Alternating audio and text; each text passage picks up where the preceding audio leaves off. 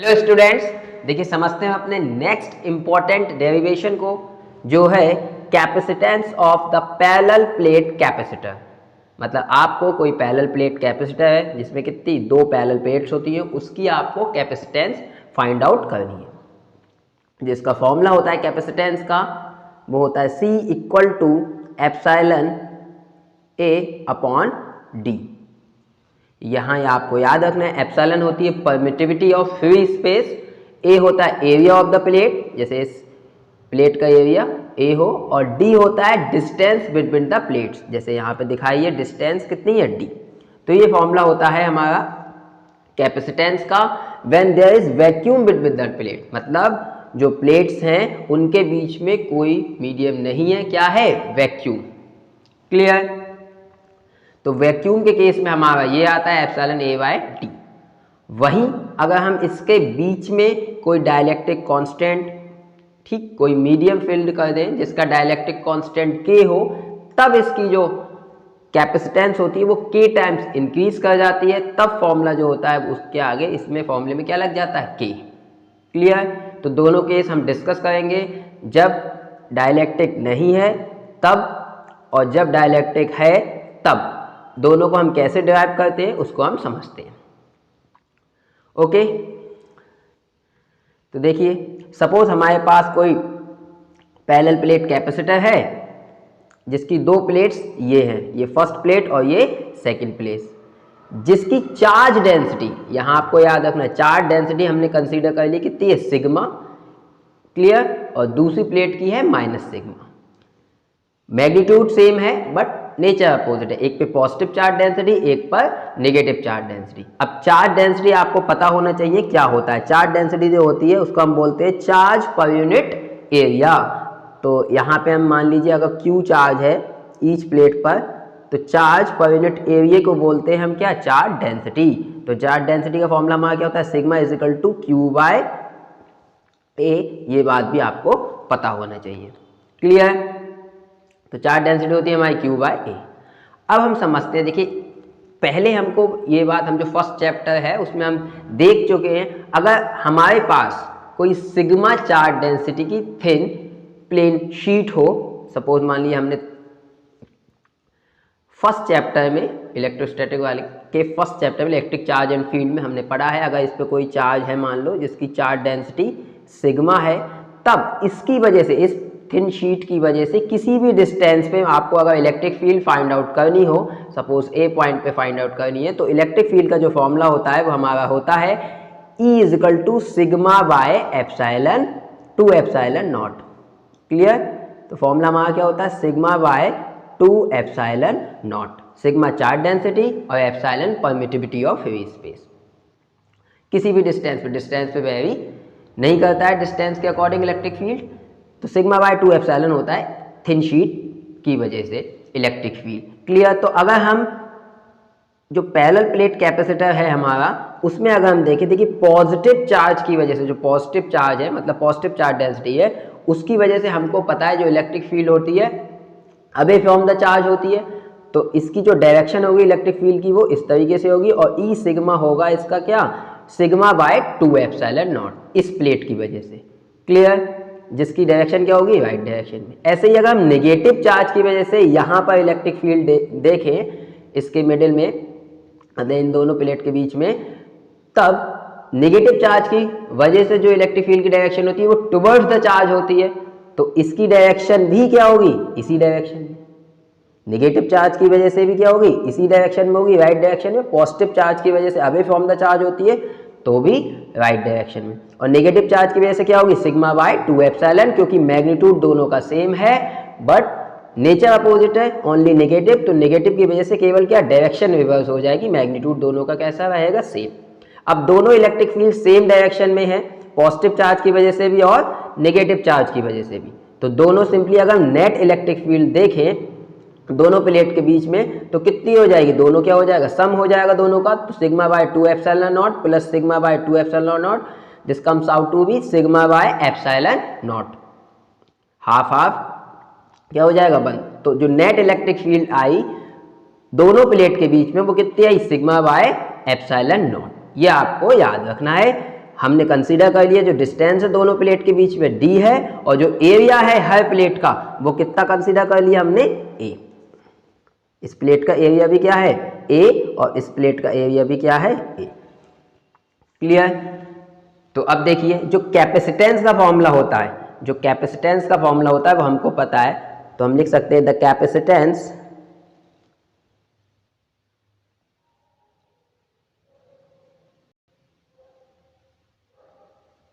of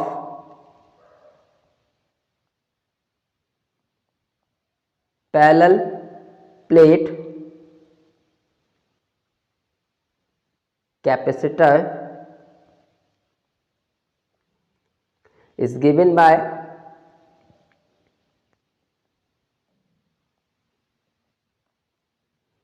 C equal to, हमको पता है फॉर्मूला क्या होता है, QY V, ये हमको पता होना चाहिए। तो C is equal to formula होता है कैपेसिटेंस का QYB, V जो होता है हमारा पोटेंशियल डिफरेंस होता है बिटवीन द प्लेट्स, तो इन दोनों प्लेट के बीच में पोटेंशियल डिफरेंस कितना होगा वो हमारा B है, और Q क्या है, चार्ज किसी भी प्लेट पर। Clear? Also we know that, हमको एक फॉर्मूला और पता है, देखिए since V is equal to formula होता है, अगर इलेक्ट्रिक फील्ड हमको पता है दोनों प्लेट्स के बीच में V is equal to ED, E होता है क्या, electric field between the plates, और D क्या होता है, distance between the plates. Clear? E हमको पता है, देखिए E कितना है, net electric field sigma by epsilon naught, हर पॉइंट पे कैसी होगी, यूनिफॉर्म होगी, ये बात याद रखनी है, क्योंकि यूनिफॉर्म चार्ज डेंसिटी है दोनों प्लेट्स पर। तो यहाँ से potential difference between the plates या voltage V is equal to हम लिख सकते हैं E की जगह कितना, sigma by epsilon naught into D. Also we know that sigma की वैल्यू क्या होती है, Q बाय A, तो हम यहीं पे अगर V लिखें तो V इज इक्वल टू हमारा लिख सकते हैं हम, सिग्मा की जगह हम पुट कर देते हैं कितना, Q बाय A, इस सिग्मा की जगह हम कितना पुट कर सकते हैं, Q बाय A, तो इसको हम लिख सकते हैं Q बाय A, सिग्मा की जगह हमने Q बाय A पुट कर दिया, और D ऊपर और एप्सिलॉन नीचे, तो QD bye epsilon naught. Clear? तो ये हमारी पोटेंशियल डिफरेंस आ गया। अब इस पोटेंशियल डिफरेंस को अगर हम इस वाली इक्वेशन में रख दें, C इज इक्वल टू, अगर इस इक्वेशन नंबर 1 डालते हैं, hence C equal to from equation first, C is equal to QY अब V की जगह हम कितना पुट सकते हैं, QD by A epsilon naught, तो यहाँ हम पुट कर दें QD by A epsilon naught, then Q and Q will cancel out, तो यहाँ से जो रिजल्टेंट कैपेसिटेंट आएगी हमारी वो कितनी आएगी, एप्सिलॉन A अपॉन D। तो इस बात को आपको याद रखना है, जो हमारी कैपेसिटेंस होती है पैरेलल प्लेट कैपेसिटर की, वो कितनी होती है, एप्सिलॉन A बाय D, मतलब कैपेसिटेंस डायरेक्टली प्रोपोर्शनल होती है एरिया के, मतलब एरिया जितना ज़्यादा होगा उतनी ज़्यादा कैपेसिटेंस होगी, और इन्वर्सली प्रोपोर्शनल होती है डिस्टेंस के बिटवीन द प्लेट्स। क्लियर? तो डिस्टेंस जितनी ज़्यादा होगी उतनी कैपेसिटेंस कम होगी, तो आपको कैपेसिटेंस ज़्यादा रखनी है, किसी भी कैपेसिटर की डिस्टेंस कम रखें आप और एरिया बड़ा रखें। क्लियर? तो ये तो तब है जब कोई भी मीडियम हमने प्लेट के बीच में नहीं यूज किया था। सेकेंड केस समझते हैं, सिंबल की फॉर्म में हम ऐसे लिख देते हैं, ये आपका 3D डायग्राम बनाया गया है कैपेसिटेंस के लिए। यहां से देखिए, when there is a dielectric inserted between the plate, आपने कोई डाइलेक्ट्रिक फिल कर दिया अगर, तब जो कैपेसिटेंस होगी पैरेलल प्लेट कैपेसिटर की वो क्या होगी, अब ये समझते हैं। क्लियर? तो देखिए यहाँ पे सेम कहानी वही, यहाँ पे बस फिल्ड कर दिया है हमने डाइलेक्ट्रिक, जिसका डाइलेक्ट्रिक कांस्टेंट हम मान लेते हैं, डाइलेक्ट्रिक इस मीडियम का जो डाइलेक्ट्रिक कांस्टेंट है वो हमने मान लिया K है, और इस डाइलेक्ट्रिक कांस्टेंट को हम बोलते हैं क्या, रिलेटिव परमिटिविटी। तो रिलेटिव परमिटिविटी भी बोल देते हैं, जिसकी वैल्यू होती है, जिसका फॉर्मूला होता है epsilon m upon epsilon not. मतलब वैक्यूम के रिस्पेक्ट में या फ्री स्पेस के रिस्पेक्ट में अगर हम किसी मीडियम की परमिटिविटी डिफाइन करते हैं हम, उसको बोलते हैं रिलेटिव परमिटिविटी। मतलब किसके रिलेटिव? वैक्यूम के रिलेटिव। क्लियर? किसी भी मीडियम की परमिटिविटी कहलाती है रिलेटिव परमिटिविटी, या इसी को हम दूसरा नाम डाइलेक्ट्रिक कांस्टेंट बोल देते हैं। तो हमने मान लिया जो मीडियम है उसका डाइलेक्ट्रिक कांस्टेंट कितना है? K है। क्लियर? अगेन पॉजिटिव की वजह से इलेक्ट्रिक फील्ड का फॉर्मूला क्या होता है? Sigma bye 2 epsilon not for free space कितना होता है? E इज इक्वल टू, अगर फॉर्मूला जो होता है हमारा सिग्मा बाय 2 एप्सिलॉन नॉट, ये नॉट तब आता है जब क्या हो? Free space. बट यहाँ फ्री स्पेस नहीं है, यहाँ पे डाइलेक्ट्रिक है, तो डाइलेक्ट्रिक की कुछ ना कुछ परमिटिविटी होगी, तो यहाँ एप्सिलॉन नॉट ना आके हम लिखेंगे एप्सिलॉन m। तो हमारी जो परमिटिविटी होगी वो क्या होगी? Epsilon m। तो अगर हम बात करें एक प्लेट की वजह से पॉजिटिव चार्ज डेंसिटी की वजह से, तो सिग्मा बाय 2 एप्सिलॉन नॉट, यहाँ पे क्या होगा? Sigma bye 2 epsilon m। Not नहीं होगा, नॉट होता तब जब क्या होती? फ्री स्पेस, क्योंकि मीडियम है, मीडियम की कुछ ना कुछ परमिटिविटी होगी।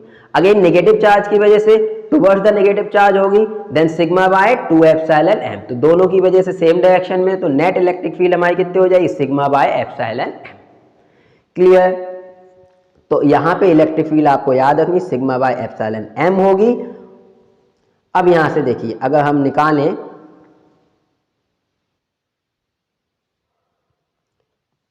इसकी कैपेसिटेंस, तो हमें कैपेसिटेंस का फॉर्मूला पता है, since C equal to capacitance, C equal to हमारा फॉर्मूला होता है Q बाय V।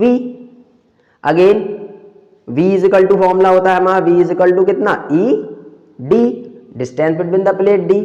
यहां से अगर V निकालें हम तो V is equal to E की वैल्यू हम कितनी पुट कर सकते हैं? यहां से देखिए सिग्मा बाय एप्सिलॉन m, तो sigma by epsilon m into D।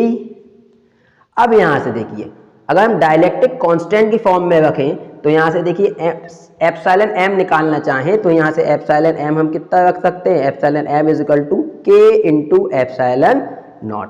इस बात को आपको याद रखना है। एप्सिलॉन m की वैल्यू हम कितना ले सकते हैं? K into epsilon naught. तो यहां से देखिए वैल्यू पुट कर देते हैं, एप्सिलॉन m की जगह कितना? K इंटू एप्सिलॉन नॉट, और सिग्मा हमारा होता है चार्ज डेंसिटी, और सिग्मा इज इक्वल टू कितना होता है हमारा? सिग्मा होता है Q by A।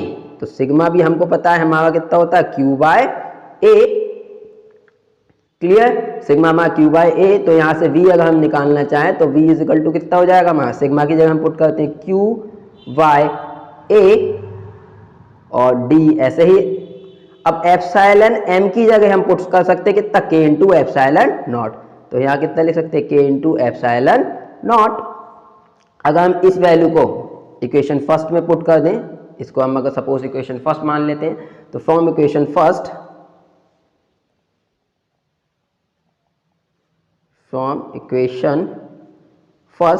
C equal to कितना पुट कर सकते हैं हम यहाँ से? C इक्वल टू देखिए इक्वेशन फर्स्ट में Q की जगह हम कितना पुट करते हैं?